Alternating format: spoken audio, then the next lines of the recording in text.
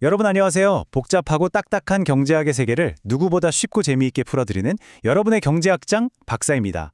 자, 오늘 우리가 함께 파헤쳐볼 해설 강의의 주제는요. 바로 경제학도들의 영원한 바이블이죠. 폴 크루그먼 교과서에 등장하는 긍정적 외부 효과의 경제학입니다. 우리 사회 곳곳에 숨겨져 있는 이 놀라운 혜택의 비밀을 경제학이 도대체 어떻게 논리적으로 증명해내는지 오늘 저와 함께 완벽하게 마스터해보겠습니다. 기대되시죠? 자, 오늘 다룰 핵심 내용들입니다. 뉴저지 농지 보존의 미스터리부터 시작해서 시장 실패 그래프, 피구 보조금, 그리고 현대 경제를 움직이는 기술 파급 효과까지 순서대로 쭉 한번 훑어보겠습니다. 끝까지 잘 따라오시면 크루그먼의 핵심 이론을 완전히 내 것으로 만드실 수 있을 겁니다. 그럼 바로 첫 번째, 뉴저지 농지 보존의 미스터리로 들어가 볼까요? 화면에 띄워드린 이 질문을 한번 보시죠. 왜 뉴저지 주민들은 남의 농지를 보존하려고 자기들 세금을 올리는데 자발적으로 투표했을까? 이거 곰곰이 생각해보면 되게 이상하지 않나요? 아니, 내 땅도 아닌데 왜 굳이 내 지갑을 열어서 남의 밭을 지켜줍니까? 상식적으로 진짜 이해가 안 가는 행동이잖아요. 그런데요, 그 놀라운 해답은 바로 이 10달러라는 숫자에 숨어 있습니다. 공익토지신탁 자료를 보면요, 농지 보존 프로그램에 1달러의 세금을 쓸 때마다 무려 10달러의 엄청난 경제적 이익이 주민들에게 돌아온다고 해요. 탁 트인 경관, 맑은 공기, 홍수 예방 이런 것들 말이죠. 심지어 이웃집 옥수수밭이 보존되는 것만으로도 그 주변 내 집값이 16%나 뛴다는 겁니다. 아, 이러면 솔직히 세금 낼만 나죠, 그쵸? 자, 그럼 두 번째, 방금 본 사례를 경제학에서는 어떻게 부를까요? 긍정적 외부 효과의 개념을 좀 잡아보겠습니다. 방금 본 뉴저지 사례가 아주 완벽한 예시인데요. 경제학에서는 이걸 긍정적 외부 효과라고 부릅니다. 그러니까 어떤 사람이나 기업의 행동이 제3자한테 아무런 금전적 대가 없이 그냥 공짜로 이익을 더물어주는 상황을 말해요. 이웃 주민들은 농부한테 돈 한 푼 안 줬는데도 아름다운 경치랑 집값 상승이라는 엄청난 혜택을 누리게 됐잖아요. 이게 바로 긍정적 외부 효과입니다. 자, 여기서 마음속 칠판에 아주 중요한 거 하나 그려볼게요. 바로 MSB, 한계 사회 편익이라는 곡선입니다. 이건 농지가 보존될 때 우리 사회 전체가 얻는 추가적인 혜택을 뜻하는데요. 이 선을 보면 오른쪽으로 갈수록 아래로 뚝 떨어지는 우하향 형태를 띱니다. 왜 그럴까요? 농지가 처음 몇 에이커 보존될 때는 사람들이 와, 너무 좋다 하고 느끼는 기쁨이 엄청나지만 보존되는 땅이 계속 늘어날수록 새롭게 얻는 그 감동이나 혜택은 점점 줄어들기 때문입니다. 되게 직관적이죠? 반대로 두 번째 곡선 MSC, 한계사회 비용을 볼까요? 얘는 아까랑 반대로 위로 쭉 올라갑니다.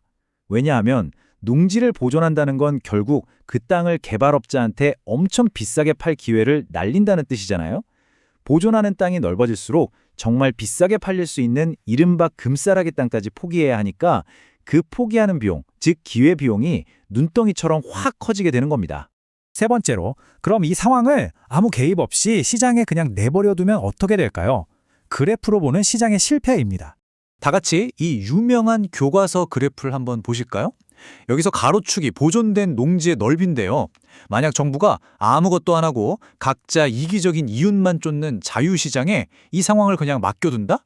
그럼 시장에서 결정되는 보존량은 놀랍게도 0입니다. 단 1에이커도 안 남아요. 자기 손해 봐가면서 남 좋은 일 할 농부는 없으니까요. 그런데 아까 본 MSB와 MSC가 딱 만나는 지점, 즉 우리 사회 전체가 가장 행복해지는 최적의 양은 저기 오른쪽에 있는 지점이잖아요. 0에서 저 최적점까지 이 텅 빈 공간, 이 엄청난 격차가 바로 자유시장이 만들어낸 뼈아픈 실패입니다. 그래서 네 번째 챕터, 이 간극을 도대체 어떻게 해결하느냐? 바로 피구 보조금입니다.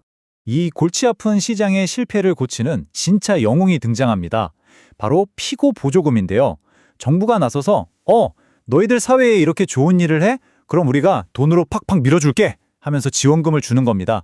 농부한테 이웃과 사회를 위해 땅을 지켜준 대가를 쥐어주면 농부 입장에서도 굳이 그 아까운 땅을 개발업자에게 팔 이유가 없어지는 거니까요. 아까 그 그래프에 있던 수학적인 수치를 다시 볼까요? 이 교과서 예시를 보면 우리 사회를 가장 완벽한 최적의 상태로 끌어올리기 위해 필요한 피고 보조금 액수가 에이커당 정확히 1만 달러로 계산되어 있습니다. 이 1만 달러라는 숫자가 바로 부족했던 혜택을 금전적으로 꽉 채워서 아귀를 딱 맞추는 마법의 열쇠인 셈이죠. 화면을 보시면 두 상황이 확연히 비교되실 겁니다. 왼쪽을 보세요. 아무도 신경 안 쓰는 자유시장에서는 농지 보존량이 0이라는 삭막하고 비효율적인 참사가 일어납니다. 하지만 오른쪽을 보실까요? 똑똑하게 계산된 피고보조금이 투입되니까 사회적 최적점이 완벽하게 달성됩니다.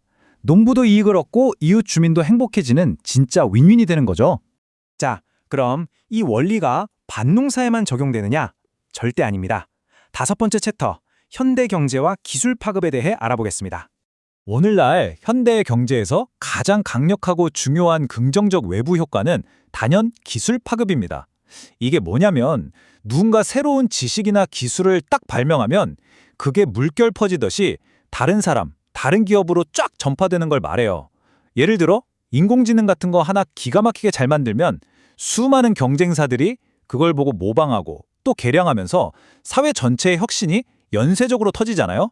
천재 발명가 한 명이 사회 전체를 발전시키는 현대판 최고의 외부 효과입니다. 현실의 사례들을 한번 보실까요? 미국 경제의 심장인 실리콘밸리, 명문대들이 밀집한 리서치 트라이앵글, 아니면 글로벌 거대 제약회사들. 왜 정부가 이런 곳들에 막대한 세금을 쏟아부어서 기초 연구를 지원할까요? 바로 이런 곳들이 끊임없이 상호작용하면서 엄청난 기술 파급을 일으키고 결국 국가 전체의 생산성을 어마어마하게 끌어올리기 때문입니다. 정부가 대학이나 연구소에 돈을 지원하는 것도 따지고 보면 아까 뉴저지가 농부에게 줬던 피구 보조금이랑 원리상 100% 똑같은 거예요. 자, 벌써 마지막 챕터네요. 오늘 강의의 요약, 그리고 여러분이 고민해 보실 거리입니다.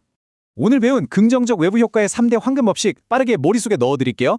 첫째, 시장에만 맡겨두면 우리에게 이로운 긍정적 외부 효과를 가진 재화는 항상 필요보다 과소 생산된다. 둘째, 사회 전체가 누리는 한계 사회 편익, 즉 MSB는 개인의 편익보다 훨씬 크다. 셋째, 이 비효율적인 간극을 메우고 사회를 최적의 상태로 멱살 잡고 끌어올리는 현명한 해결책은 바로 피구보조금이다.